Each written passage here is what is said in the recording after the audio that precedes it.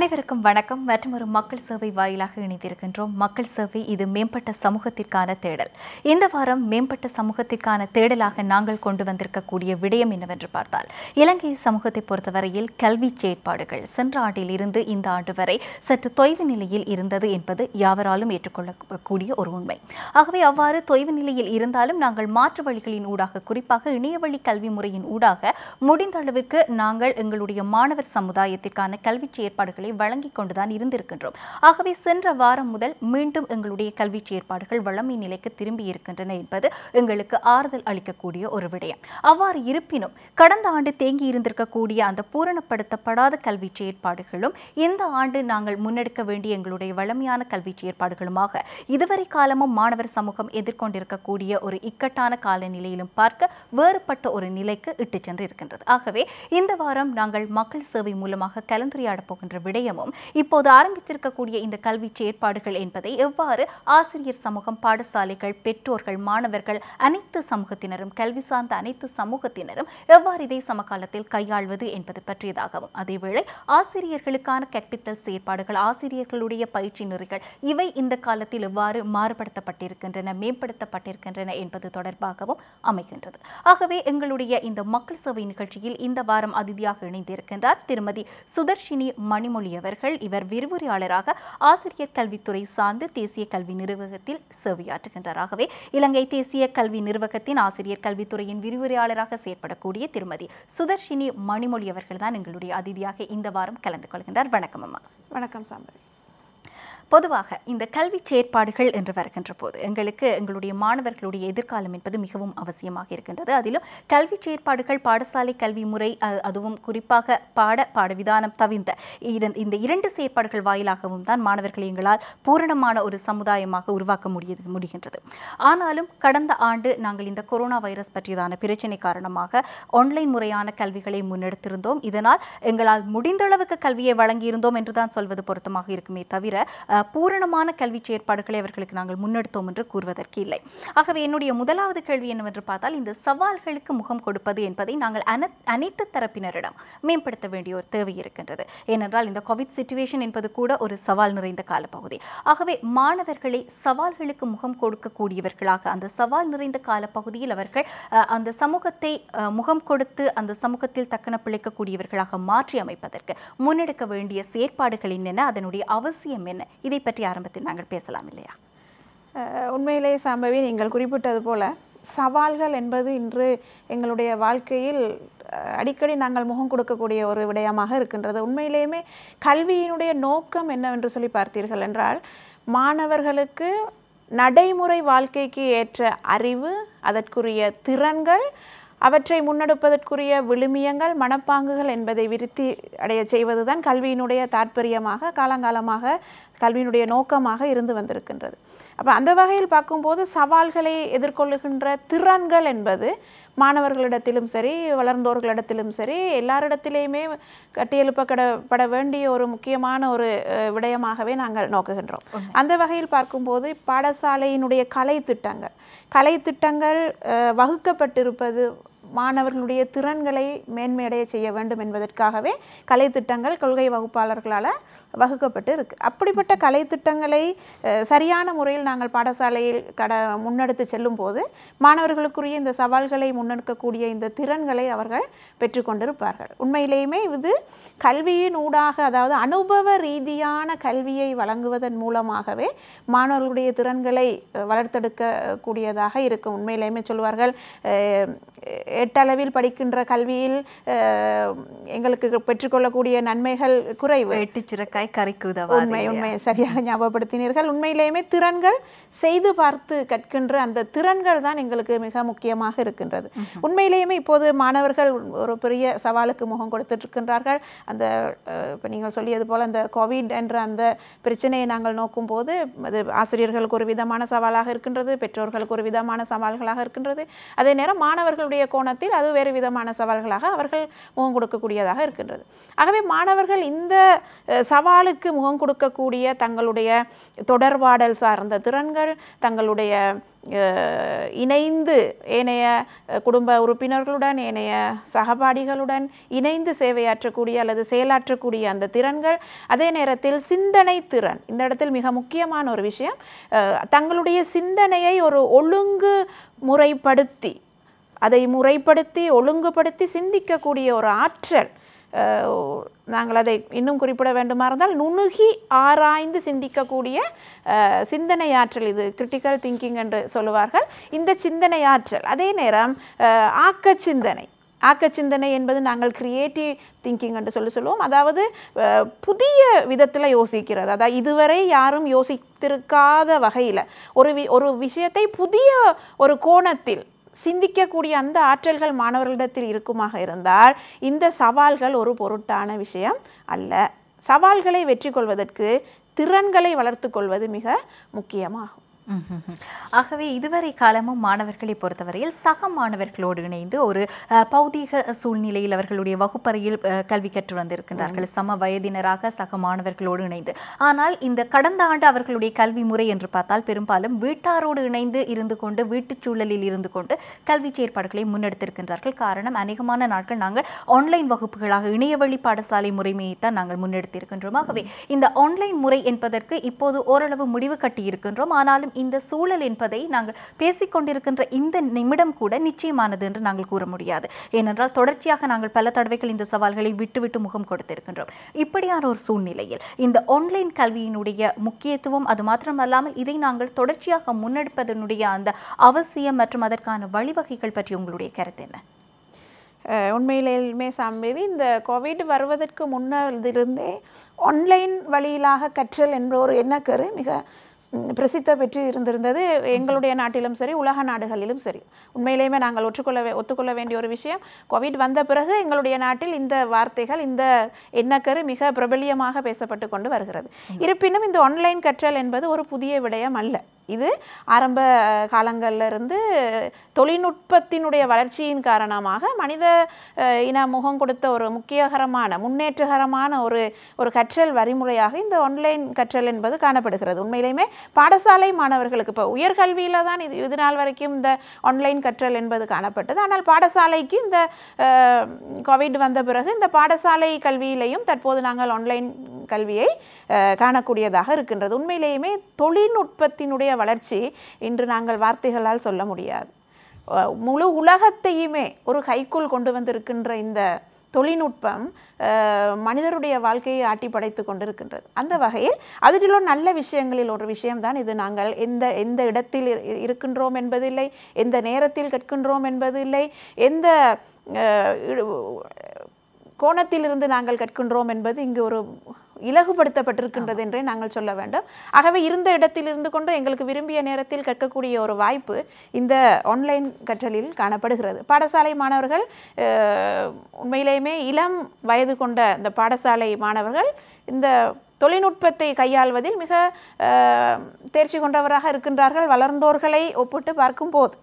அப்போ அந்த வகையில் பார்க்கும்போது இந்த ஆன்லைன் கல்வி என்பது மாணவர்கள் இன்று கூடுதலாக அவற்றை முகம் கொடுத்து அவற்றுக்கு தங்களை பழக்கப்படுத்தி கொண்ட ஒரு விடயமாக காணப்படுகிறது. ஆசிரியர்களும் ஆன்லைன் வழியிலாக, அதாவது நாங்கள் இப்போ சொல்ல போனால் வாட்ஸ்அப் வழியிலாக, ஜூம் வழியிலாக, டீம்ஸ் வழியிலாக, இப்படி பல்வேறு செயலிகள் காணப்படுகின்றது. இந்த பல்வேறு தொழில்நுட்ப செயலிகளை அடிப்படையாக கொண்டு தங்களுடைய வசதிகளுக்கேற்ப தங்களுடைய பாடசாலை சமூகத்தினுடைய உதவிகளை கொண்டு அல்லது கல்வி அமைச்சினுடைய வழிகாட்டல்களை கொண்டு அந்த வளையம், கோட்டம் இவற்றினுடைய ஆலோசனைகளை கொண்டு பாடசாலைகள் சிறந்த முறையில் இயங்கி இருந்ததை நாங்கள் காணக்கூடியதாக இருந்தது. இருப்பினும் அது எந்த அளவுக்கு அனைத்து மாணவர்களையும் சென்றடைந்தது என்பது ஒரு ஆய்வுக்குரிய விடயமாகவே நாங்கள் அதை கருத வேண்டும் சாம்பவி. ஏனென்றால் உங்களுக்கு தெரியும், எங்களுடைய நாடு பல்வேறு சமூக ஏற்றத்தாழ்வுகளை கொண்ட, பல்வேறு பொருளாதார, சமூக, கலாச்சார மக்கள் கூட்டம் வாழுகின்ற ஒரு நாடாக எங்களுடைய நாடு காணப்படும் போது இந்த ஆன்லைன் கல்வி என்பது எந்த அளவுக்கு சமமாக அனைவருக்கும் சென்றடைந்தது என்பது ஒரு சிக்கலார்ந்த விடயம். ஏனென்றால் உதாரணமாக சொல்ல போனால் ஒரு லேப்டாப்போ அல்லது ஒரு ஸ்மார்ட் ஃபோனுங்கிற இந்த கருவிகள் எந்தளவு மாணவர்களிடத்தில் அவர்களுக்கு சென்றடையக்கூடியதாக இருந்தது, மற்றது பின்தங்கிய சொல்ல போனால் இந்த நெட்வொர்க் கவரேஜ் இல்லாத இந்த பிரதேசங்கள், அப்படியான பிரதேசங்களில் வாழுகின்ற மாணவர்கள் இந்த ஆன்லைன் கற்கை சம்பந்தமாக சில சவால்களுக்கு முகம் கொடுத்திருப்பதாக இப்போது நடைமுறையில் பல ஆய்வுகள் மேற்கொள்ளப்பட்டு கொண்டு இருக்கின்றது. இருப்பினும் நன்மையோ தீமையோ அவற்றை இறங்கி பார்த்து ஆன்லைன் கற்கையை உள்வாங்கிக் கொண்டமை ஒரு எங்களுடைய வெற்றி என்றே நாங்கள் கருத வேண்டும். இருப்பினும் ஆன்லைன் கற்கையில் சில உதவிகளை அல்லது சில என்ன சொல்கிறது, அவங்களுக்கு சில வசதிகளை பாடசாலை சமூகம் ஏற்படுத்தி கொடுக்குமாக இருந்தால் மாணவர்களுடைய ஆன்லைன் கற்கையும் ஓரளவு அவர்களுக்கு வெற்றி கொள்ளக்கூடியதாக இருக்கும். உதாரணமாக ஒரு நாட்டினுடைய கல்வி அரசு வழங்குகின்றது, அரசுக்கு முக்கிய பொறுப்பு, கல்வி அமைச்சு அதனுடைய நிர்வாக பிரிவுகள் காணப்படுகின்றன. இந்த இணையத்தை கையாளுவதற்குரிய வசதிகள் இப்போ உண்மையுமே பொருளாதாரம், பணம் என்பது ஒரு முக்கிய விடயமாக இருக்கின்றது. ஆகவே எல்லா மக்களுக்கும் இவை சென்றடைகின்றதா என்பதை உறுதிப்படுத்துவதற்கு சில விவாதங்கள், அவற்றுக்குரிய ஆலோசனைகள், அவற்றுக்குரிய உபாயங்கள் கண்டறியப்படும் போது ஒரு காலப்போக்கில் இந்த ஆன்லைன் கற்கை என்பது இலங்கையிலுடைய மாணவர் பாடசாலை இடைநிலை கல்வியில் ஒரு வெற்றியை ஏற்படுத்தும் என்று நான் கருதுகிறேன். உண்மைதான். ஒரு வகையில் பார்க்கின்ற போது எதுவுமே இல்லை என்ற நிலையில் இருக்காமல் நாங்கள் அந்த ஒரு வருட காலமும் எங்களால் என்ன முடியுமோ அந்த மாற்று வழியை கையாண்டு, இணைய வழியாக கையாண்டு முடிந்தவரை கல்வி செயற்பாடுகளை எடுத்திருக்கின்றோம் என்கின்ற போது நாங்கள் ஒரு அபிவிருத்தி அடைந்து வரும் நாடு என்ற அடிப்படையில் இலங்கை கல்வித்துறை சார்ந்து கடந்த ஆண்டு எடுத்திருக்கக்கூடிய நடவடிக்கைகள் நிச்சயமாக பாராட்டத்தக்கவையாகத்தான் இருந்திருக்கின்றன. அதிலும் குறிப்பாக இன்றைய சூழ்நிலையில் கூட இப்போது கூட பாடசாலைகளை நாங்கள் ஆரம்பித்து சுகாதார வழிமுறைகளுக்கு இணங்க அதை முன்னெடுத்து செல்கின்றோம் என்கின்ற போது கல்வி சார்ந்த சமூகத்தினருக்கு நாங்கள் நன்றிகளை தெரிவித்தாக வேண்டும். ஏனென்றால் அவ்வளவு தூரம் அவர்கள் அது தொடர்பான கரிசனையோடு செயற்படுகின்றார்கள். எவ்வாறான போதும் இவர்கள் கண்முன்னால் இருக்கக்கூடிய மிகப்பெரிய சவால் என்று நாங்கள் கூறுவதானால் கடந்த ஆண்டு தொய்வு நிலையில் இருந்திருக்கக்கூடிய கல்வியை சீர் செய்ய வேண்டிய கடமைப்பாடு ஆசிரியர் சமூகத்திற்கு, கல்வி சமூகத்திற்கு இருக்கின்றது. அதேவேளை ஆரம்பித்திருக்கக்கூடிய இந்த புதிய கல்வியாண்டுக்கான மாணவர்களின் கல்வி செயற்பாடுகளை அதே போன்று கொண்டு செல்ல வேண்டிய தேவையும் இருக்கின்றது. ஆகவே சென்ற ஆண்டிற்கான கல்வி சுமையினுடைய அந்த சுமையோடு தான் இந்த ஆண்டையும் அவர்கள் கொண்டு செல்ல வேண்டும் என்கின்ற போது அதிகூடிய சுமையோடு இந்த ஆண்டில் சமகாலத்தில் பயணிக்க வேண்டிய தேவை இருக்கின்றது. இது தொடர்பாக கல்வி சமூகம், ஒரு பாடசாலை சமூகம் எவ்வாறான விடயங்களை கவனத்தில் கொள்ள வேண்டும் என்பது தொடர்பான உங்களுடைய அபிப்பிராயங்கள் என்னென்ன? உண்மையிலேயுமே சாம்பவி, இந்த கடந்த காலத்தில் ஏற்பட்ட இந்த ஒரு அசாதாரண சூழ்நிலையினால் மாணவர்களுடைய கல்வி பாதிக்கப்பட்டது என்பதை குறிப்பிடுகின்ற அதே நேரத்தில் அந்த கல்வியை ஈடுகட்டி கொள்வதற்காக உண்மையிலேயுமே தேசிய கல்வி நிர்வாகத்தில் நீங்கள் பார்த்தீர்கள் என்றால் குருகுலம் என்ற இந்த கல்வி தொலைக்காட்சி செயற்பாடுகள் ஒவ்வொரு பாட அலகுகளும் ஒவ்வொரு வகுப்பு மட்டங்களுக்கு அந்தந்த பாட நிபுணத்துவம் பெற்ற ஆசிரியர்களால் வீடியோ வழியில் தயாரிக்கப்பட்டு தேசிய தொலைக்காட்சி சேவைகளில் ஒளிபரப்பப்பட்டது. உண்மையிலேயுமே அது மாணவர்களுக்கு ஒரு பாரிய அளவு இடைவெளியை பூரணப்படுத்தி இருக்கும் என்று நான் நினைக்கின்றேன். உண்மையிலேயுமே நீங்கள் தேசிய கல்வி நிர்வாகத்தினுடைய மற்றும் கல்வி அமைச்சினுடைய இணைந்த ஒரு செயற்பாடாக இந்த குருகுலம் கல்வி செயற்பாடு நடைபெற்றது. எங்களுடைய சேனல் NIE என்ற அந்த யூடியூப் சேனல் வழியாக கூட நடந்து முடிந்த விரிவுரைகளை அல்லது பாட செயற்பாடுகளை கூட பார்வையிடுவதற்குரிய வசதிகள் மாணவர்களுக்கு காணப்படுகின்றது. எப்படியாயினும் சாம்பவி, நீங்கள் குறிப்பிட்ட ஒரு விடயம், அதில் ஆசிரியர்கள், இப்போ நான் ஏற்கனவே குறிப்பிட்டிருந்தேன், மாணவர்களுக்கு அறிவு மட்டுமல்ல அவர்களுக்குரிய திறன்களும் கட்டியெழுப்பப்பட வேண்டும். ஆகவே இந்த கல்வி செயற்பாடுகள் முன்னெடுக்கப்பட்டிருந்தாலும் அவர்களுடைய திறன்களை முகத்துக்கு முகம் நின்று ஃபேஸ் டு ஃபேஸ் நாங்கள் கற்பிக்கும் போது பெற்றுக்கொள்ளக்கூடிய அந்த அனுபவங்கள், அந்த செயற்திறன்களை நாங்கள் நீங்கள் சொல்வது போல கடந்த ஆண்டில் உள்ள அந்த விடயத்தையும் இந்த ஆண்டில், அதாவது நடைமுறை கல்வியாண்டில் அவற்றையும் ஈடுகட்டக்கூடிய வகையில் பாடசாலைகளுக்கு முக்கிய பொறுப்பு இருக்கின்றது நான் நினைக்கின்றேன். கல்வி அமைச்சு அதற்குரிய செயற்திட்டங்களை வகுத்து கொடுக்கும். ஆகவே பாடசாலைகள் நெகிழ்வுத்தன்மையுடன் மாணவர்களுடைய திறன்களை கட்டியெழுப்புவதை மையமாக கொண்டு, மாணவர்களுக்கு விழுமிய மனப்பாங்கினை ஏற்படுத்துவதை மையமாக கொண்டு பாடசாலைகள் தங்களுடைய செயற்பாடுகளை முன்னெடுக்கும் போது இந்த விடுபட்ட பகுதி என்பது அங்கு காணாமல் போய்விடுவதற்கு வாய்ப்பு உண்டு. உண்மையுமே அதை மனதில் இருத்தி கொண்டு நாங்கள் அவர்களுடைய திறன்களை எந்த அளவுக்கு உச்சகட்டத்தில் வெளியில் கொண்டு வர முடியுமோ அந்த அளவுக்கு மாணவர்களுக்குரிய செயற்பாடுகளை வடிவமைத்து கொடுப்பதில் பாடசாலைகளினுடைய பங்கு மிக அளப்பரியது. இப்போ மாணவர்களுக்கு வாய்ப்புகளை விரிவாக்கி கொடுப்பது என்பது பாடசாலை. ஆகவே அதற்குரிய திறன்களை வெளியில் கொண்டு வரக்கூடிய திட்டங்களை அல்லது செயற்திட்டங்களை கற்பித்தல் முறைகளை வடிவமைப்பது என்பது ஆசிரியர்களதும் பாடசாலையினதும் ஒரு வகை பங்காக இருப்பதை நான் கருதுகிறேன். கல்வி சமூகத்திற்கான பல விடயங்களையும் கலந்துரையாடிக் கொண்டிருக்கின்றது. அந்த அடிப்படையில் ஒரு கல்வி செயற்பாட்டிற்கு தேவையான அத்தனை அம்சங்களும் என்று பார்க்கின்ற போது ஆசிரியர் சமூகம் தலையாய கடமையை ஆற்றி வருகின்ற ஒரு சமுதாயமாக இருக்கின்றது. ஆகவே கடந்த ஆண்டு மாணவர்களுக்கு இணைய வழியாகவும் அல்லது இணையத்தினுடைய பல செயலிகளை கொண்டும் தான் கல்வி செயற்பாடுகள் முன்னெடுக்கப்பட்டிருக்கின்றன. இதன் போது ஆசிரியர் சமூகத்திற்கு இருந்திருக்கக்கூடிய பாரிய ஒரு சவால் என்றால், ஒரு வகுப்பறையில் ஒரு ஆசிரியர் கற்பிக்கின்றார் என்றால் தன்னுடைய ஒட்டுமொத்த மாணவர்களும் சராசரி ஒரு 30 மாணவர்கள் இருக்கின்றார்கள் என்று வைத்துக் கொண்டால் அந்த 30 மாணவர்களுக்கும் தான் கற்பித்த அந்த செயற்பாடுகள் எவ்வாறு உள்வாங்கப்பட்டன என்பது பற்றியதான ஒரு அபிப்பிராயம் அந்த ஆசிரியருக்கு இருக்கும் ஒவ்வொரு பாடம் முடிகின்ற போதும். ஆனால் இந்த இணையவழி கல்வி என்பதன் ஊடாக மாணவர்கள் கிரகித்ததனுடைய அந்த தன்மை பற்றியதான பின்னூட்டம் ஆசிரியர்களுக்கு எவ்வளவு தூரம் சரிவர கிடைத்திருக்கும் என்பது ஒரு சவாலான கேள்வியாகத்தான் இருக்கின்றது. அந்த அடிப்படையில் இந்த ஆண்டு கல்வி செயற்பாடுகளுக்குள் நுழைய போகின்ற ஆசிரியர்களுக்கு மாணவர்களுடைய இந்த கல்வி செயற்பாடுகள் அவர்கள் புரிந்து கொண்ட விடயம் தொடர்பான அந்த பின்னூட்டங்கள் பெற்றுக்கொள்வது, இதர பொறுப்புணர்வுகள், இவை பற்றியதான் உங்களுடைய அபிப்பிராயம், கருத்துக்கள், வழிநடத்தல்கள் என்னென்ன? சாம்பவி, உண்மையிலேயுமே நீங்கள் கேட்ட இந்த கேள்வி ஒரு நல்ல கேள்வி, முக்கியமான ஒரு கேள்வி. ஆசிரியர்களுடைய பணி என்பது இந்த பொதுக்கல்வியை முன்னெடுத்து செல்வதில் ஆசிரியர்கள் தான் பொதுக்கல்வியினுடைய முதுகெலும்பு.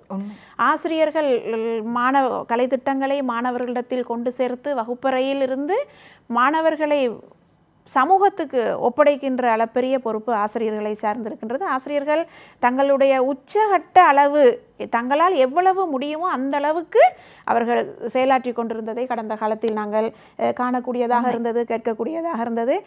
நாங்களுமே இப்போ கிட்டத்தட்ட ஒரு 10,000 ஆசிரியர்களுடன் தற்போது தொடர்புகளில் இருக்கின்றோம். எங்களுடைய பட்ட கற்கைகள், பட்ட பின் கற்கைகளை கற்றுக்கொண்டிருக்கின்றார்கள் ஆசிரியர்கள். ஆகவே அவர்களிடமிருந்து இவற்றை கேட்கக்கூடியதாக இருக்கின்றது. உண்மையிலேயுமே சாம்பவி, நீங்கள் சொன்ன அந்த விடயம், அதாவது ஆசிரியர்கள் ஒரு சாதாரண வகுப்பறை, அதாவது மரபு சார்ந்த வகுப்பறையில் கற்பிக்கும் போது அவர்கள் ஒவ்வொரு மாணவர்களுடைய அடைவு மட்டங்கள், ஒவ்வொரு மாணவர்கள் தொடர்பாகவும் விசேட கவனங்களை செலுத்தி அந்த மாணவர்களுக்குரிய பின்னூட்டல்களை வழங்கக்கூடிய வாய்ப்புகள் ஆசிரியர்களிடத்தில் காணப்பட்டது. இருப்பினும் கடந்த காலங்களில் இந்த ஆசிரியர்களுக்கும் மாணவர்களுக்கும் இடையிலான இந்த தொடர்பு அல்லது அவற்றில் ஒரு இடைவெளி ஏற்பட்டு விட்டதை நாங்கள் காணக்கூடியதாக இருந்தது. இருப்பினும் இப்போ வெளிநாடுகளை பொறுத்தளவில் இப்போ ஆன்லைன் மூலமாக வகுப்புகள் நடைபெறும் போது இந்த ஆசிரியர் மாணவருக்குரிய விகிதாசாரங்கள் அங்கே மிக குறைவு. ஒரு ஆசிரியருக்கு 15 மாணவர்கள் 10 மாணவர்கள் தான் ஆக கூடிய பட்சத்தில் காணப்படுவார்கள். ஆனால் எங்களுடைய நாட்டில் உள்ள ஆசிரியர்களுக்கு அப்படி இல்லை. அவர்களுக்கு 50 மாணவர்கள் 40 மாணவர்கள், நான் நினைக்கின்றேன் ஒரு வகுப்பறையில் ஆகக்கூடிய மாணவருடைய எண்ணிக்கை 50-52 காணப்படுகிறது. ஆகவே இவ்வளவு மாணவர்களையும் ஆன்லைனில் இணைத்து கொண்டு இவ்வளவு மாணவர்களுடைய அடைவு மட்டங்களை, இவ்வளவு மாணவர்களுடைய சேர்த்திறன்களை கணிப்பிட்டு பின்னூட்டல்கள் வழங்குதல் என்பது ஒரு சவாலான விஷயம். இருந்தாலும் எங்களுடைய ஆசிரியர்கள் சளைத்தவர்கள் அல்ல. உண்மையிலேயுமே நாங்கள் எங்களுடைய முறைமையை அல்லது எங்களுடைய ஒழுங்கினை தான் மாற்றிக்கொள்ள வேண்டும். அதாவது இப்போ மரபு ரீதியான வகுப்பறையில் செய்ததை நாங்கள் இங்கு செய்ய முடியாது. ஆகவே அவற்றை மாற்று வழியாக நாங்கள் எவற்றை செய்யலாம், என்ன புதிய முறைகளை நாங்கள் உள்ளடக்கலாம். ஏனைய நாடுகளில் இது போன்ற வகுப்பறைகளில் அல்லது நேரடியாக சந்திக்காத மாணவர்களுடன் ஒன்றாக இருந்து கற்கக்கூடிய வகுப்பறைகள் இல்லாத இணைய வழியாக இருக்கட்டும். இப்போது சொல்கின்றார்கள் பிளெண்டட் லேர்னிங், அதாவது இணைய வழி ஃபேஸ் டு ஃபேஸாகவும் கற்கின்றார்கள், அதே நேரத்தில் டிஜிட்டல் டெக்னாலஜிஸை பயன்படுத்தி ஆன்லைன் வழியாகவும் கற்கிறார்கள். தற்போது ஹைப்ரிட் லேர்னிங் என்று வந்திருக்கின்றது. இது என்னென்று சொன்னால், ஒரு சில மாணவர்கள் நேருக்கு நேராக இருக்கிறார்கள், சில மாணவர்கள் அதே சந்தர்ப்பத்தில் அதே வகுப்பறையில் அவர்கள் வர்ச்சுவலாகவும் இருக்கின்றார்கள், நிகர் நிலையிலும் இருக்கின்றார்கள். அப்போ இப்படியான புதிய ஒரு கலாச்சாரத்துக்கு எங்களுடைய ஆசிரியர்கள் முகம் கொடுத்திருக்கின்றார்கள். ஆகவே ஆசிரியர்கள் இப்படிப்பட்ட இந்த சந்தர்ப்பங்களில் புதிய விடயங்களை உள்வாங்கிக் கொண்டு புதிய உபாயங்களை அவர்களே கண்டறிந்து கொள்ள வேண்டிய ஒரு தேவை ஒன்று இருக்கின்றது. உண்மையிலேயே நான் ஆரம்பத்தில் சொல்லியிருந்தேன் சாம்பவி, இந்த சிந்தனை திறன் என்பது எவ்வாறு இந்த சவால்களை நாங்கள் வெற்றி கொள்ளக்கூடிய சிந்தனைகளை எங்களுடைய கண்டுபிடிப்புகள் தான் இதில் முக்கியம். இனோவேஷன்ஸ் என்று சொல்கிறோம். நாங்கள் புதிய விஷயங்களை கண்டறிந்து அவற்றை கொண்டு வந்து வகுப்பறையில் பயன்படுத்த வேண்டும். உண்மையிலேயுமே எந்த ஒரு ஆசிரியருடைய இலக்கு தன்னுடைய அனைத்து மாணவர்களும் உயர்ந்த அடைவு மட்டத்தை கொண்டிருக்க வேண்டும் என்பது. அதற்காக ஆசிரியர்கள் புதிய உபாய மார்க்கங்களை கண்டறிந்து கொள்ள வேண்டிய தேவைப்பாட்டில் இருக்கின்றார்கள்.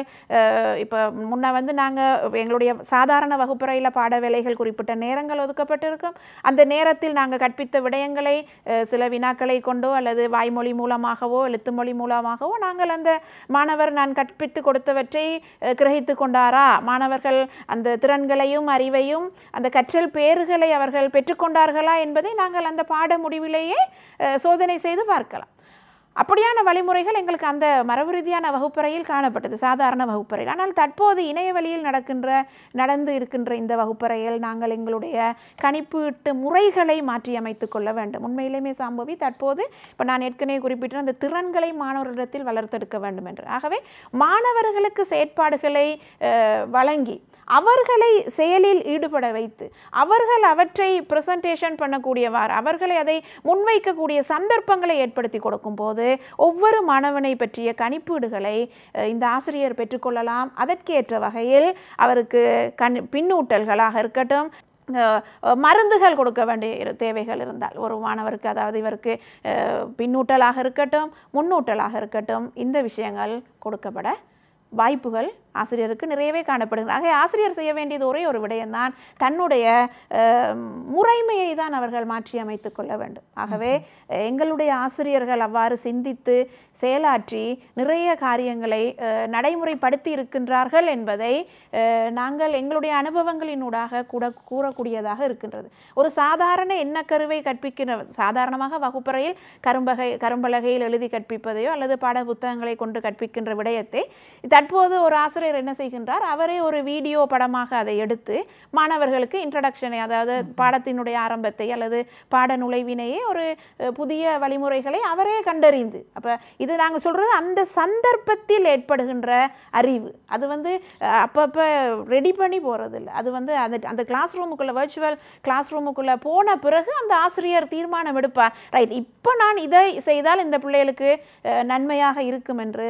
அது வந்து அறிவு ஒன்று புதிதாக அந்த இடத்துல ஒரு விஷயம் உருவாக்கப்படுகின்றது. ஆகவே இவை ஒரு முக்கியமான ஒரு விஷயமாக கருதப்படும். ஆசிரியர்களுக்கு அந்த திறன்கள் காணப்படுகின்றன. நாங்கள் உண்மையிலேயுமே சம்பவி நாங்கள் பேச வேண்டும், இந்த ஆசிரியர்களுக்கு இந்த திறன்களை, ஆசிரியர்களிடத்தில் திறன்களை கட்டியெழுப்பக்கூடிய செயற்திறன்களை அல்லது அந்த பங்களிப்பினை தேசிய கல்வி நிர்வாகம் தற்போது செய்து கொண்டு இருக்கிறது. தேசிய கல்வி நிர்வாகத்தில் காணப்படுகின்ற ஆசிரியர் கல்வி நிகழ்ச்சி திட்டங்கள் ஒரு ஆசிரியனுடைய முழுமையான தொழில் வாண்மையை கட்டியெழுப்புவதில் முக்கிய பங்காற்றுகின்றது என்பதை குறிப்பிட விரும்புகிறேன்.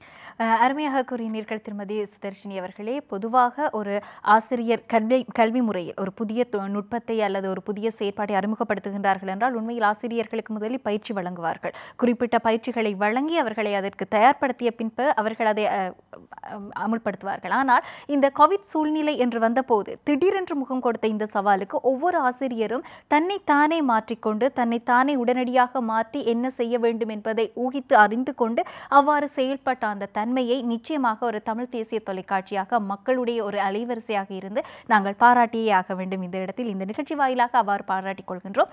அதேவேளை ஆசிரியர்கள் பற்றி பேசியிருந்தோம். ஒரு கல்வி செயற்பாடு என்று வருகின்ற போது ஒட்டுமொத்தமாக தங்களுடைய பிள்ளைகளை அப்படியே நாங்கள் ஒரு கல்வி செயற்பாடுகளுக்காக பாடசாலைகளுக்கு என்று மாத்திரம் விட்டுவிட முடியாது. இது தொடர்பான பொறுப்பு ஒவ்வொரு மாணவருடைய பெற்றோருக்கும் இருக்கின்றது. ஆகவே பெற்றோர்களாக இருந்தவர்கள் அவர்களிடம்தான் பிள்ளைகள் இத்தனை காலமும் அதிகமாக வீட்டில் தான் இருந்திருக்கின்றார்கள் கடந்த ஆண்டு வரை. இப்போது மீண்டும் கல்விக்கு செல்ல ஆரம்பித்திருக்கின்றார்கள் என்கின்ற போது அவர்களுடைய இந்த கல்வி செயற்பாடுகளுக்கு பெற்றோர்களுடைய பங்களிப்பு என்பது எவ்வாறு அமைய வேண்டும்? அதுவும் குறிப்பாக இந்த எதிர்காலத்தில் 2 வருடத்திற்கும் சேர்த்து அவர்களுடைய கல்வி செயற்பாடுகளும் இருக்க வேண்டும், அதேவேளை இதர செயற்பாடுகளும் இருக்க வேண்டும். இது தொடர்பில் ஒரு பெற்றோராக இருந்து கொண்டு ஒரு தம்பதியினர் அல்லது ஒரு பெற்றோர் எவ்வாறு பிள்ளைகளை வழிகாட்டுவது, அது பற்றி உங்களுடைய கருத்து என்ன? நிச்சயமாக சாம்பவி, இன்று நாங்கள் பெற்றோர்களை விடுத்து கல்வியை பற்றி பேச முடியாது. மாணவர்கள் 6 மணித்தியாலங்கள் பாடசாலையில் கல்வி கற்றாலும் கூடுதலான நேரங்கள் அவர்கள் வீட்டு சூழலிலிருந்து பெற்றோர்களுடனேயே அவர்கள் தங்களுடைய நேரத்தை கழிக்கின்றார்கள். உண்மையிலேயுமே எங்களுடைய தத்துவவியலாளர்கள் கல்வி தொடர்பாக கூறும்போது பெற்றோரே முதல் ஆசான் ஒரு பிள்ளைக்கு என்று சொல்லி குறிப்பிட்டிருக்கிறார்கள். ஆகவே இந்த கல்வியை முன்னெடுத்து செல்வதற்கு பெற்றோர்களுடைய பங்களிப்பு அல்லது பெற்றோர்களுடைய வகிப்பாகம் அவருடைய ஒத்துழைப்பு உதவி என்பது மிக அளப்பரியது. ஆசிரியர்கள் எவ்வளவுதான் திறம்பட தங்களுடைய செயற்பாடுகளை அல்லது மாணவர்களுக்கு அறிவு திறன்களை புகுத்தி இருந்தாலும் அவற்றை பெற்றோர்களுடைய கண்காணிப்பு பெற்றோர்களுடைய உதவியினுடனே அவற்றை முன்னெடுக்கக்கூடிய தேவைப்பாடு இருக்கிறது. உண்மையிலேயுமே ஆசிரியர்கள் பெற்றோர்களிடமிருந்து உதவிகளை எதிர்பார்க்கிறார்கள் பிள்ளையினுடைய கற்றல் தொடர்பாக என்பது ஆய்வுகளின் மூலமாக கண்டறியப்பட்ட ஒரு விடயமாக இருக்கின்றது. சாம்பவி, இந்த சந்தர்ப்பத்தில் பெற்றோர்களை பற்றி கூற வேண்டுமாக இருந்தால் பெற்றோர்கள் உண்மையிலேயுமே பெற்றோர்கள் தொழில் செய்கின்ற நான் ஏற்கனவே குறிப்பிட்டது போல பல்வேறு சமூக அடுக்காக்கத்திலே அல்லது பல்வேறு சமூக மட்டங்களில் எங்களுடைய பெற்றோர்கள் காணப்படுகின்றார்கள். தொழிலுக்கு போகின்ற பெற்றோர்கள், வீட்டில் இருக்கின்ற பெற்றோர்கள், எப்படியோ பெற்றோர்கள் நாட்டினுடைய அபிவிருத்திக்கு அவர்கள் தங்களுடைய உழைப்பினை நல்குகின்றார்கள். அது உடல் சார்ந்த உழைப்பாக இருக்கட்டும், இன்டலெக்சுவல் சார்ந்த உழைப்புகளாக இருக்கட்டும், அவர்கள் பெற்றோர்கள் வீட்டிலிருந்து வெளியே போய் கடமையாற்றுவது நாட்டினுடைய முன்னேற்றத்திற்கு. ஆகவே ஒரு நாடு அல்லது ஒரு அரசுங்கிற ரீதியில் இந்த பிள்ளைகளினுடைய கல்வியில் இலங்கை நாட்டு அரசாங்கமும் மிகுந்த கவனத்தை எடுத்திருக்கின்றது. எது எவ்வாறாக இருந்தாலும் சாம்பவி, இந்த பிள்ளைகளை கண்காணித்து வழி நடத்துவது என்பது தற்காலத்தில் மிக முக்கியமான ஒரு விஷயமாக இருக்கிறது. நான் ஏற்கனவே குறிப்பிட்டது போல இந்த தொழில்நுட்பத்தினுடைய வளர்ச்சி, தொழில்நுட்பத்தில் எவ்வளவு நன்மைகள் இருக்கின்றதோ அதே போல அந்த தொழில்நுட்பத்தினால் ஏற்படக்கூடிய தீமைகளும் இருக்கின்றது என்பது நாங்கள் சமூக வலைத்தளங்களினூடாக அன்றாட புது புது விடயங்களை நாங்கள் அறிந்து கொண்டிருக்கின்றோம். உண்மையிலேயுமே பிள்ளைகளுக்கு இந்த தொழில்நுட்பத்தை எவ்வாறு கையாள வேண்டும் என்ற அறியாமை இருக்கின்றது. அந்த பிள்ளைகளுக்கு உண்மையிலேயுமே ஒரு வீடியோ வரும்போது அல்லது ஒரு படம் வரும்போது தங்கள் எப்படி எதை ப்ரெஸ் பண்ண வேண்டும், எதை எப்படி டிலீட் பண்ணுறது என்று அவர்களுக்கு தெரியாத நிலைகள் இருக்குது. இந்த சந்தர்ப்பத்தில் பெற்றோர்களுடைய வழிகாட்டல் மிக அவசியமாக இருக்கின்றது. பெற்றோர்களும் பிள்ளைகளுடன் உடனாக இருந்து கொண்டு இந்த தொழில்நுட்பத்தை கையாள்வதில் அவர்களுக்கு உதவி செய்ய வேண்டும். சம்பவி, இது மறுதலையாகவும் இருக்கின்றது. சில நேரங்களில் பிள்ளைகள் பெற்றோர்களுக்கு தொழில்நுட்பத்தை கையாளுவதற்கு சொல்லிக் கொடுக்கின்ற ஒரு நிலை. இது உண்மைக்குமே இருவழி தொடர்பு. இங்கிட்ட பிள்ளைகள் சொல்லிக் கொடுக்குறாங்க, அங்கிட்ட பெற்றோர்கள் சொல்லிக் கொடுக்குறாங்க. இது உண்மைக்குமே ஆரோக்கியமான ஒரு குடும்ப சூழ்நிலை. ஆகவே இப்படியான ஒரு குடும்ப சூழ்நிலையில் பெற்றோர்கள் பிள்ளைகளினுடைய இந்த அவர்கள் உண்மைக்குமே பிள்ளைகள் தற்போது வெளியில் காட்டிக்கொள்ளாவிட்டாலும் அவர்கள் மனச்சோர்வு, சில நேரங்களில் ஒரு கவலையில் அப்படி இருக்கின்றார்களோ என்று சில ஆய்வுகள் இப்போது இது சம்பந்தமாக முன்னெடுக்கப்படுகின்றன. ஆகவே பாடசாலைக்கு போனார் அவருடைய சகபாடிகள் மற்றது அவர்களுடைய பாடசாலை செயற்பாடுகளின் ஊடாக அவருடைய மன வெளிச்சிகள், அவருடைய ஆர்வங்கள் உங்களுக்கு தெரியும். சில உளவியல் சார்ந்த விடயங்கள் பிள்ளைகள்கிட்ட இருக்கு.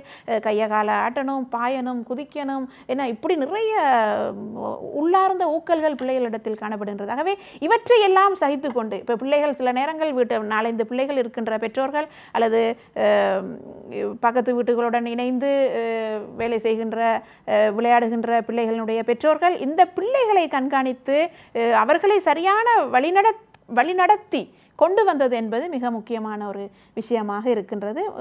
இதில் குறிப்பிட வேண்டிய ஒரு விடயம் என்னவென்று சொன்னால், பெற்றோர்கள் பிள்ளைகளுடன் நண்பர்கள் போல இருந்து பிள்ளைகளை கல்வி கற்பதற்கு ஊக்கமளிக்க தூண்டுதல் ஒன்று செய்ய வசதிகள் ஏற்படுத்தி கொடுத்தாலே பிள்ளைகள் நன்காக கற்பார்கள். இப்போ எந்த நேரமுமே இப்போ சில பெற்றோர்கள் புத்தகத்தை எடுத்து மனப்பாடம் செய்வது மட்டும் இப்போது கல்வி அல்ல. நான் ஏற்கனவே குறிப்பிட்டிருந்தேன், இந்த எண்ணக்கருக்கள் மாற வேண்டும். பிள்ளைகள் தங்களுடைய திறன்களை தான் வெளியில் கொண்டு வர வேண்டும். உண்மைக்குமே ஒரு வீட்டை விட்டு வெளியில் சென்று ஒரு கள நிலையில் போய் ஒரு வெளியில் நின்று அல்லது ஒரு கிரவுண்டுலேயோ அல்லது ஒரு பிரதேசத்திலேயோ அல்லது போய் இயற்கையோடு இணைந்ததாக பிள்ளைகள் உண்மை வாழ்க்கை அனுபவங்களை பெற்றுக்கொள்ளும் போதே அவர்களுக்கு அந்த திறன்கள் கட்டியெழுப்பப்படுகின்றன.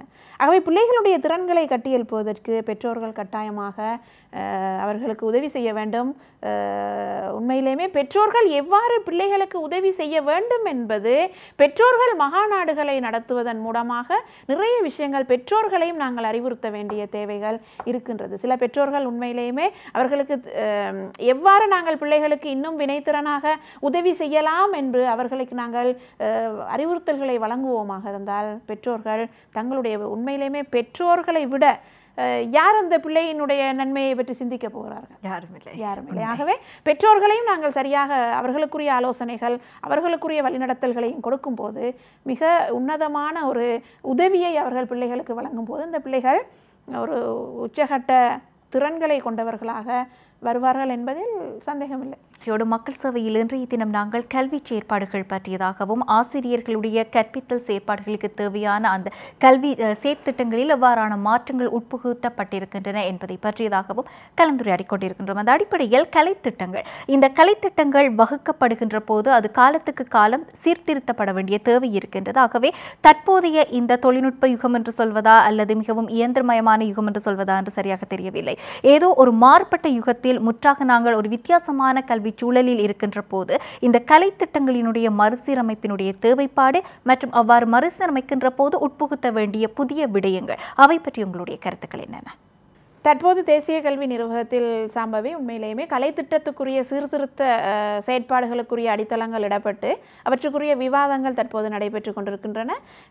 21ஆம் நூற்றாண்டுக்குரிய திறன்களை அல்லது 21ஆம் நூற்றாண்டிலை வெற்றி கொள்ளக்கூடிய ஆற்றல்களை பிள்ளைகளுக்கு கொடுக்கக்கூடிய ஒரு கலைத்திட்டம் ஒன்று உருவாக்கப்பட வேண்டும் என்பதில் இலங்கையில் தற்போது கல்வியாளர்கள் முனைப்பாக செயற்பட்டு கொண்டிருக்கின்றார்கள். உண்மையிலேயுமே எங்களுடைய கல்வி அமைச்சு, தேசிய கல்வி நிர்வாகம், தேசிய கல்வி ஆணைக்குழு என்ற நிலையங்கள் ஒன்றிணைந்து அதற்குரிய ஆரம்பகட்ட வேலைத்தளங்கள் முன்னெடுக்கப்படுகின்றன. அவற்றை நாங்கள் நோக்கும்போது இந்த மாணவர்களுடைய, நான் ஏற்கனவே குறிப்பிட்டது போல, மாணவர்களுடைய திறன்களுக்கு முக்கியத்துவம் கொடுக்கக்கூடிய ஒரு கலைத்திட்டம் ஒன்று உருவாக்கப்படுகின்றது.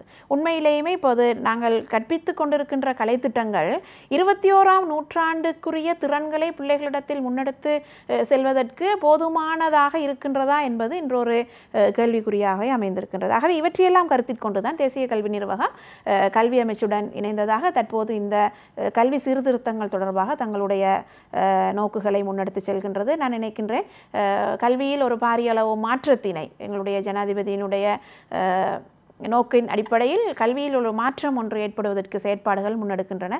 சம்பவி உண்மையிலேயுமே ஒரு சமூகத்தை மாற்றியமைக்கக்கூடிய மிக முக்கியமான ஒரு ஆயுதம் கல்வி. இது எங்களுடைய பல அறிஞர்களுடைய கூற்றுகள் இதை சொல்லியிருக்கின்றன. ஆகவே ஒரு நாட்டினுடைய, எங்களுடைய நாட்டினுடைய தலா தேசிய உற்பத்தியை நாங்கள் பார்க்கும்போது அபிவிருத்தி அடைந்த நாடுகளை விட நாங்கள் அந்த தேசிய உற்பத்தி மிக குறைவாகவே இருக்கிறது. எங்களுடைய நாடு பொருளாதாரத்தில் வீழ்ச்சியாக இருக்கின்றதுக்கு உண்மையிலேயுமே காரணம் இந்த கல்வி அறிவு என்னுடைய போதாமை. மற்றது இந்த கல்வியின் மூலமாக எவ்வளவு திறன் கொண்ட அல்லது சேவையாளர்களை நாங்கள் உருவாக்குகின்றோம் என்பதெல்லாம் ஆய்வுக்குரிய வினாக்களாக இருக்கின்றன. ஆகவே இந்த புதிய கல்வி சீர்திருத்தங்கள் தற்போது நடைமுறையில் கொண்டு வரப்படுவதற்கு ஆலோசனைகள் நடத்தப்படுகின்றன. இந்த கல்வி சீர்திருத்தங்கள் 21ஆம் நூற்றாண்டுக்குரிய, அதாவது மாணவர்களுடைய தொடர்பாடல் திறன்களை விருத்தி செய்கிறது, மாணவர்களிடத்தில் கூட்டாக இணைந்து சேவையாற்றக்கூடிய திறன்களை விருத்தி செய்கிறது. நான் ஏற்கனவே குறிப்பிட்டது போல மாணவருடைய சிந்தனை ஆற்றல், புதியதை ஆக்குகின்ற, புதிய சிந்தனைகளை ஆராய்ந்து சிந்திக்கின்ற அந்த ஆற்றல்,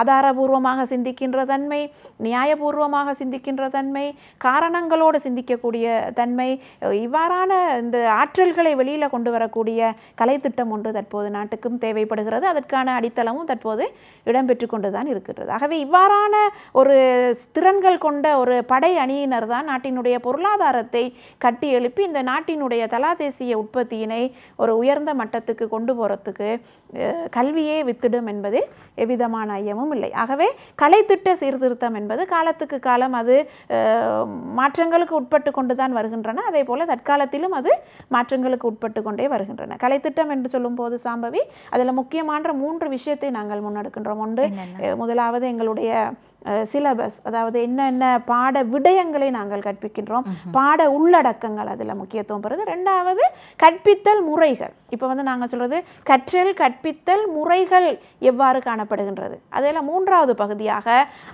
கணிப்பீடும் மதிப்பீடும் என்ற பகுதி. பாட விடயங்கள், பாட அலகுகளில் நாங்கள் எவ்விதமான பாரியளவு மாற்றத்துக்கு போகவிட்டாலும் இந்த கற்பித்தல் முறைகள் மற்றும் கற்றலை மதிப்பீடு செய்கின்ற இந்த முறைகளுக்கு கட்டாயம் எங்களுடைய கலைத்திட்டம் இந்த முறை புதிய நோக்குகளில் பயணிக்கும் என்பதில் ஐயமில்லை. ஒரு மாணவனுடைய பரீட்சை தாளில் எத்தனை வீதம் அவர் சித்தி பெற்றிருக்கின்றார் என்ற அந்த புள்ளியை விட இந்த சமூகத்திற்கு அந்த பிள்ளை மாணவன் என்ற அந்த நிலையில் இருந்து மாறி ஒரு மனிதனாக முகம் கொடுக்கின்ற போது எவ்வளவு திறன் வாய்ந்ததாக இருக்கின்றது, தன்னுடைய அந்த கல்வி அறிவை தன்னுடைய வாழ்க்கைக்கு எவ்வாறு பயன்படுத்திக் கொள்கின்றது என்பது அவசியமாக இருக்கின்றது. ஆகவே உங்களுடைய அந்த சீர்திருத்தம் சம்பந்தமான விடயங்களில் நீங்கள் திறன் அபிவிருத்திகளினுடைய முக்கியத்துவம் பற்றி குறிப்பிட்டிருந்தீர்கள். இது எதிர்காலத்தில் எவ்வாறு நாங்கள் இயக்கப் போகின்றோம் என்பதில் முக்கியமாக தாக்கம் செலுத்தக்கூடிய ஒரு விடயம் என்று பார்த்தால் ஆசிரியர்களுடைய அந்த கல்வி செயற்பாடுகள். ஆகவே ஆசிரியர்களுக்கான இந்த பட்டப்படிப்பு செயற்பாடுகளிலும் ஒரு மேம்பாடு தேவையாக இருக்கின்றது. ஆகவே அந்த மேம்பாட்டு திட்டங்கள் பற்றி உங்களுடைய கருத்துக்கள் என்னென்ன? சம்பவி எவ்வளவுதான் கல்வி சீர்திருத்தங்கள் புதிய வடிவுல நாட்டிற்கு ஏற்ற மாதிரி வடிவமைக்கப்பட்டு வந்தாலும் அவற்றை பாடசாலையில் வகுப்பறையில் கொண்டு அந்த மாணவனிடத்தை அடைய செய்வது ஆசிரியர்களுடைய பாரிய பொறுப்பு. ஆகவே இந்த கலைத்திட்ட மாற்றங்களுக்கு ஏற்ற வகையில் புதிய கற்றல் கற்பித்தல் நுட்ப முறைகள், நான் ஏற்கனவே குறிப்பிட்டது போல இந்த கலைத்திட்டத்திலே ரொம்ப மிகவுமே ஃபோக்கஸ் பண்ணப்படுகின்ற ஒரு பகுதியாக இருக்கிறது வந்து கற்றல் கற்பித்தல் நுட்ப முறைகளும் கணிப்பீடு மதிப்பீட்டுக்குமான முறைகளும். ஆக இவை ரெண்டையுமே முன்னெடுக்கக்கூடியவர்கள் வந்து வகுப்பறையில் ஆசிரியர்கள். ஆகவே இந்த ஆசிரியர்களுடைய இயலளவை விருத்தி செய்யக்கூடிய வகையில் ஆசிரியர்களுடைய இந்த அறிவு, ஆசிரியர்களுடைய திறன்கள், இப்போ 21ஆம் நூற்றாண்டு திறன்கள் மாணவர்களுக்கு மட்டுமல்ல, 21ஆம் நூற்றாண்டில் வகுப்பறையில் கற்பிக்கக்கூடிய ஒரு ஆசிரியர் என்னென்ன திறன்களை கொண்டிருக்க வேண்டும் என்று ஆய்வுகள் பல்வேறு திறன்களை வெளிக்காட்டுகின்றன. ஆகவே அந்த திறன்களை ஆசிரியர்களிடத்தில் எவ்வாறு கொண்டு வர வேண்டும் என்பதில் தேசிய கல்வி நிறுவனத்தினால் நடத்தப்படுகின்ற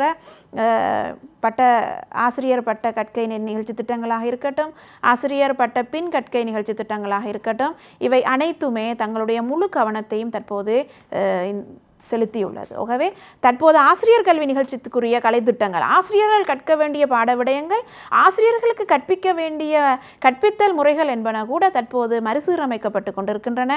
ஆகவே தேசிய கல்வி நிறுவனத்தினால் வழங்கப்படுகின்ற இந்த ஆசிரியர் கல்வி நிகழ்ச்சி திட்டங்களின் ஊடாக வெளியில் வருகின்ற ஒரு ஆசிரியர் இந்த புதிய கலைத்திட்டத்தை வகுப்பறையில் முன்னெடுக்கக்கூடிய ஒரு ஆற்றலை கொண்ட ஒரு ஆசிரியராக, ஒரு திறன் கொண்ட ஒரு ஆசிரியராக இருப்பார் என்று நாங்கள் எதிர்பார்க்கின்றோம்.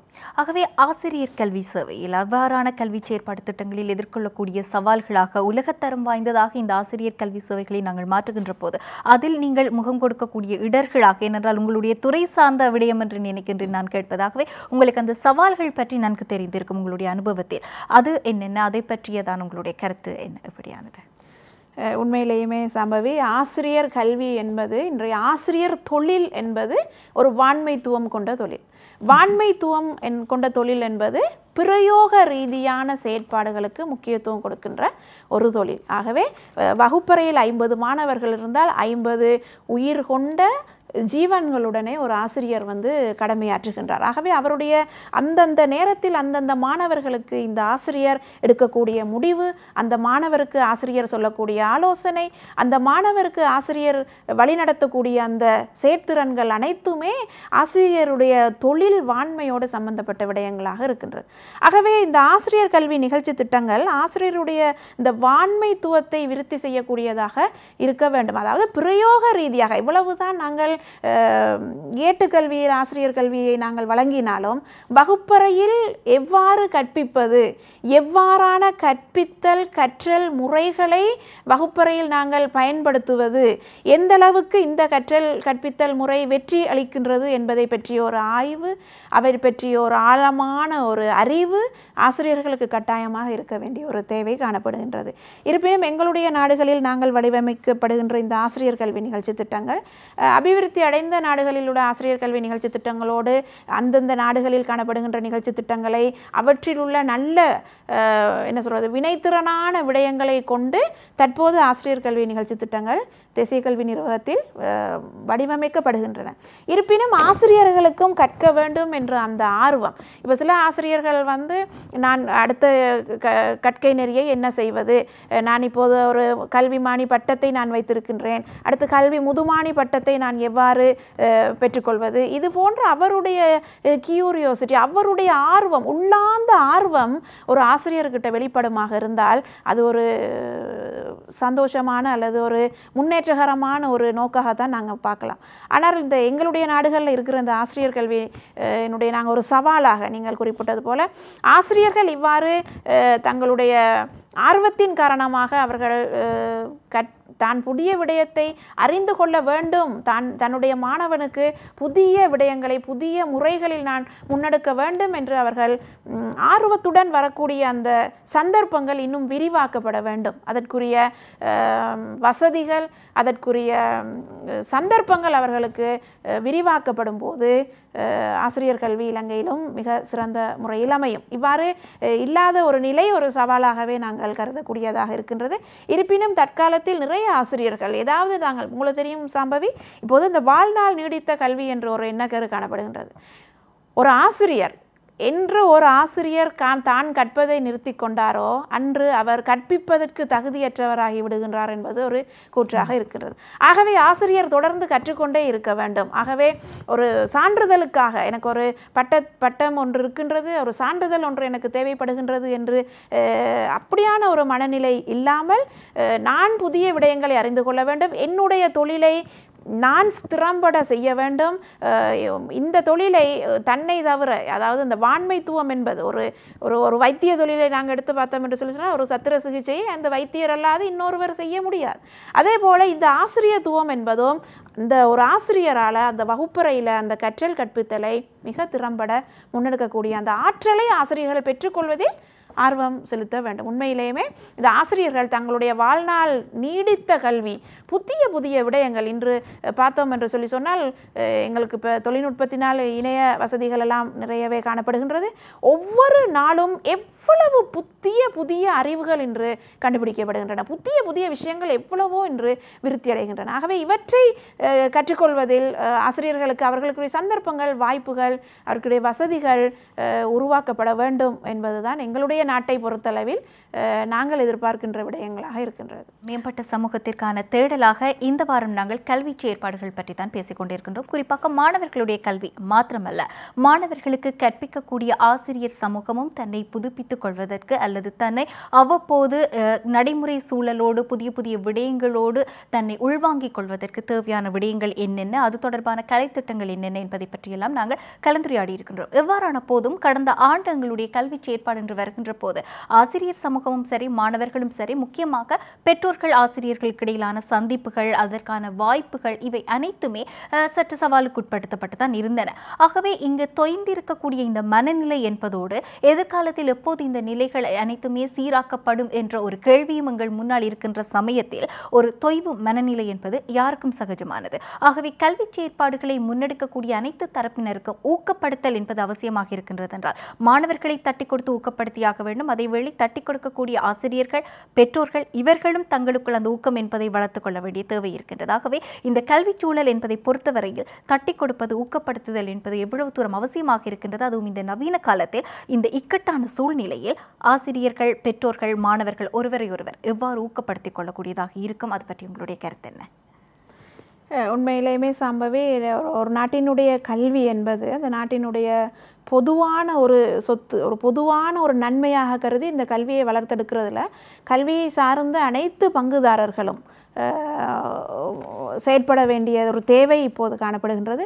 நீங்கள் குறிப்பிட்டது போல இப்போ முகம் கொடுத்திருக்கின்ற இந்த சவால்கள் அவர்கள் மத்தியில் ஒரு தொய்வு நிலையை ஏற்படுத்தி இருக்கக்கூடியதாக இருக்கின்றது. ஆகவே அவர்கள் அனைத்து தரப்பினரும் ஊக்கப்படுத்தல்களுக்கு அல்லது அவர்களை மேலும் வினைத்திறனாக அவர்கள் சிறப்பாக செயற்படுவதற்கு அவர்களுக்கு ஊக்கப்படுத்தல்கள் தேவைப்படுகின்றன. உண்மையிலேயுமே நாங்கள் பொதுவாக எடுத்துக்கொண்டால் இப்போ தற்போது இப்போ கல்வியுடைய துறைகளை நாங்கள் பார்த்தோம்னு சொன்னால் கல்வியினுடைய நிர்வாகத்துறை, மற்றது கற்றல் கற்பித்தலில் ஈடுபடுகின்ற ஆசிரியர்களுடைய அந்த துறை, மற்றது மாணவர்கள் என்று பார்க்கும்போது மாணவர்களுடைய அந்த துறை, மற்றது பெற்றோர்கள், இப்படி பல்தரப்பட்ட பங்குதாரர்கள் கல்வியில் இன்றைக்கு செல்வாக்கு செலுத்தி கொண்டிருக்கின்றார்கள். ஆகவே இந்த கல்வி நிர்வாக துறை சார்ந்த அந்த பணியாளர்கள் அல்லது கல்வி நிர்வாகத்துறை சார்ந்த அதிகாரிகள் அனைவரும் இந்த ஆசிரியர்களை அல்லது இந்த மாணவர்களை, இந்த பெற்றோர்களை தங்களுடைய கற்றல் கற்பித்தல் செயற்பாடுகளின் ஊடாக தங்களுடைய இலக்கினை அடைந்து கொள்வதற்கு ஊக்கப்படுத்தக்கூடிய ஒரு பொறுப்பு கொண்டவர்களாக அவர்கள் காணப்படுகின்றார்கள். உண்மையிலேயுமே கல்வி அதிகாரிகள், இப்போ பாடசாலை அதிபர்களை பொறுத்தளவில் கூட இந்த நிர்வாக செயற்பாடுகளை முன்னெடுக்கும் போது ஆசிரியர்களுக்கு தேவையான ஊக்குவிப்புகளை அவர்கள் கட்டாயமாக முன்னெடுக்க வேண்டும். ஒரு ஆசிரியர் தளர்வு நிலைக்கு தள்ளப்பட்டாலோ அல்லது தொழில்நுட்ப ரீதியாகவோ அல்லது ஏனைய எல்லா வெவ்வேறு விதமான காரணிகளினால் அவர் ஒரு தளர்வு நிலை, தொய்வு நிலைக்கு செல்லும் போது இந்த பாடசாலை அதிபர்கள், கல்வி நிர்வாகம் சார்ந்தவர்கள் கட்டாயமாக அவர்களுக்கு கை கொடுத்து உதவி செய்ய வேண்டும். உதவி செய்கிறார்கள். இப்போ என்னை பொறுத்தளவில் ஒரு பாடசாலையினுடைய அதிபர் நான் அறிந்த வகையில் அவர் அந்த குறித்த மாணவர்களுக்குரிய அந்த நிகழ்நிலை, அந்த ஆன்லைன் வகுப்புகளை தன்னுடைய பாடசாலைகளிலேயே ஏற்பாடு செய்து அந்த ஸ்மார்ட் போர்டுகள் அதுகளெல்லாம் வகுப்பறையில் ஏற்பாடு செய்து அந்த ஆசிரியர் வந்து அதில் கற்பித்து அனைத்து மாணவர்களுக்கும் அவை சென்றடக்கூடிய வகையில் அவர் தன்னுடைய செயற்பாடுகளை எல்லாம் முன்னெடுத்திருந்தார். ஆகவே இவ்வாறான செயற்பாடுகள் மிக மிக முக்கியமான ஒரு விஷயம். இப்போ தற்போதைய நாங்கள் முகம் கொடுத்திருக்கின்ற இந்த சூழ்நிலையில் இவற்றிலிருந்து மீண்டு வருவது என்பது அது எங்களால் முடியும். எங்களால் முடியாதது என்பது எதுவும் இல்லை.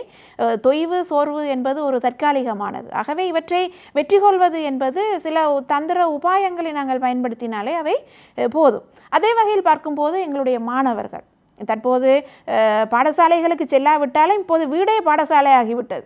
ஒரு காலத்தில் பாடசாலைக்கு வீட்டிலிருந்து சென்றார்கள், இன்று வீடே பாடசாலை. எங்கு பார்த்தாலும் புத்தகங்கள், வகுப்புகள், இங்கிட்டு ஒரு பக்கம் பரீட்சை வினாத்தாள்கள், வாட்ஸ்அப் குழுமங்கள் நிறைய காணப்படுகின்றன.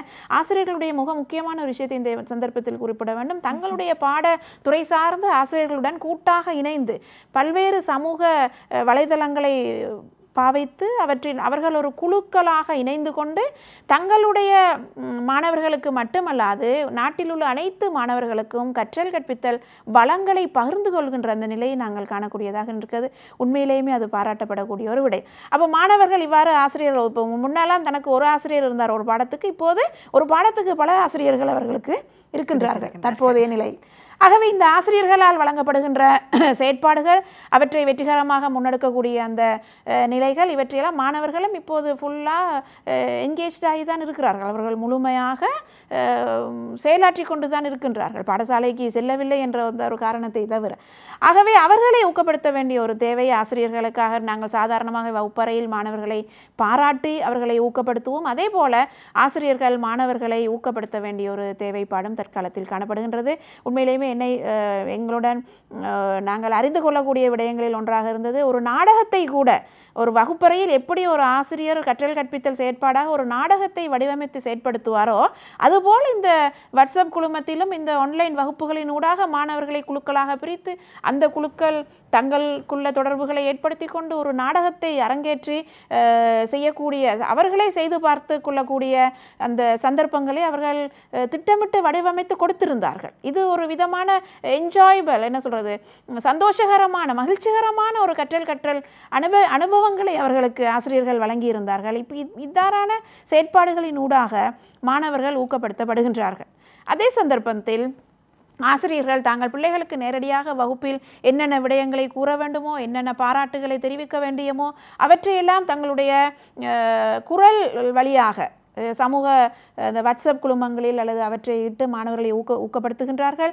மாணவர்களும் மிகவும் ஊக்கத்துடன் செயற்படுவதை காணக்கூடியதாக இருக்கின்றது. அதே நேரத்தில் சாம்பவி எங்களுடைய பெற்றோர்களுக்கு மிகுந்த ஒரு ஆதங்கம் இருக்கின்றது. என்னுடைய பிள்ளைக்கு தகுந்த இந்த தொழில்நுட்ப உபகரணங்கள் இருக்க வேண்டும், ஆசிரியர்கள் செயலாற்ற வேண்டும், தன்னுடைய பிள்ளைக்குரிய அனைத்து கற்றல் கற்பித்தல் செயற்பாடுகளும் தங்கு தடையின்றி இடம்பெற வேண்டும் என்ற ஒரு ஆவலும் ஒரு தேவையும் பெற்றோர்களிடத்தில் காணப்படுகின்றது. ஆகவே ஒரு பெற்றோர்களும் என்ன செய்கின்றார்கள் என்று சொன்னால் பிள்ளைகளை நேரடியாகவோ மறைமுகமாகவோ ஊக்கப்படுத்தி கொண்டு தான் இருக்கிறார்கள். பிள்ளைகளுக்கு தேவையான அவருடைய பாதுகாப்பினை உறுதி செய்கின்றார்கள், அவர்களுக்குரிய கற்றல் கற்பித்தல் வளங்களை பெற்றுக்கொள்வதற்கு அவர்கள் அதற்குரிய தேவைகளை பூரணப்படுத்துகின்றார்கள். இவ்வாறாக பெற்றோர்கள் ஒரு வசதியளிப்பாளராக, ஒரு ஆலோசகராக, அவர்களுக்கு ஒரு பயிற்சி அளிக்கின்ற ஒரு பயிற்றுவிப்பாளராக கூட இன்று பெற்றோர்களும் செயற்படுவதை நாங்கள் காணக்கூடியதாக இருக்கின்றது. உண்மையிலேயுமே மாணவர்களுக்கு ஊக்குவிப்பு என்பது மிக அவசியமான ஒரு விஷயமாக இருக்கிறது. அதே வகையில் பெற்றோர்களை ஊக்குவிக்க வேண்டியவர்களாக ஆசிரியர்கள் இருக்கின்றார்கள். உங்களுடைய பிள்ளைகளினுடைய முன்னேற்றங்கள் இவ்வாறு காணப்படுகின்றன, பிள்ளைகளை நீங்கள் இவ்வாறு வழிநடத்துங்கள், பிள்ளைகளுக்கு இவ்வாறான உதவிகளை செய்யுங்கள் என்ற ஆசிரியர்கள் பெற்றோர்களை ஊக்கப்படுத்தும் போது அந்த பெற்றோர்கள் மிகுந்த உத்வேகத்துடன் செயற்படுவதை நாங்கள் மறுக்க முடியாது. ஆகவே அதிபர்கள், கல்வி அமைச்சு அல்லது கல்வி நிர்வாக அதிகாரிகள், பாடசாலை அதிபர்கள், ஆசிரியர்கள், மாணவர்கள், பெற்றோர்கள் என்று ஒவ்வொரு தரப்பினரும் ஒவ்வொரு கல்வியினுடைய உரித்துடையவர்களும் ஒருவருக்கொருவர் ஊக்குவித்துக் கொள்வதனூடாக ஒருவர் அவர்களுக்குரிய உதவிகளை ஒத்துழைப்புகளை வழங்குவதனூடாக இந்த தொய்வடைந்து போயிருக்கின்ற இந்த கற்றல் நிலை என்று நாங்கள் சொல்வதை விட அவற்றை நாங்கள் மீள கட்டியெழுப்பக்கூடிய ஒரு நிலை தற்போது காணப்படுகின்றது என்றுதான் சாம்பவியை குறிப்பிட வேண்டும். அழகாக குறிப்பிட்டிருந்தீர்கள். ஊக்கப்படுத்தல் என்பது ஏலவே இருக்கின்றது. அழகாக நிறையவே நாங்கள் ஒருவர் தட்டி கொடுத்து ஊக்கப்படுத்தி கொண்டு எங்களுடைய கல்வி செயற்பாடுகளை முன்னெடுத்துக் கொண்டிருக்கின்றோம். ஆகவே அந்த அடிப்படையில் இனிவரும் காலங்களிலும் அதே போன்று எந்த ஒரு சவால்கள் வருகின்ற போதும் மாற்று வழிகளை கையாண்டேனும் எங்களுடைய கல்வி செயற்பாடுகளை முன்னெடுக்க முடியும் என்ற நம்பிக்கை இப்போது எங்களுக்கு அனுபவ வாயிலாகவே கிடைக்கப்பெற்றிருக்கின்றது.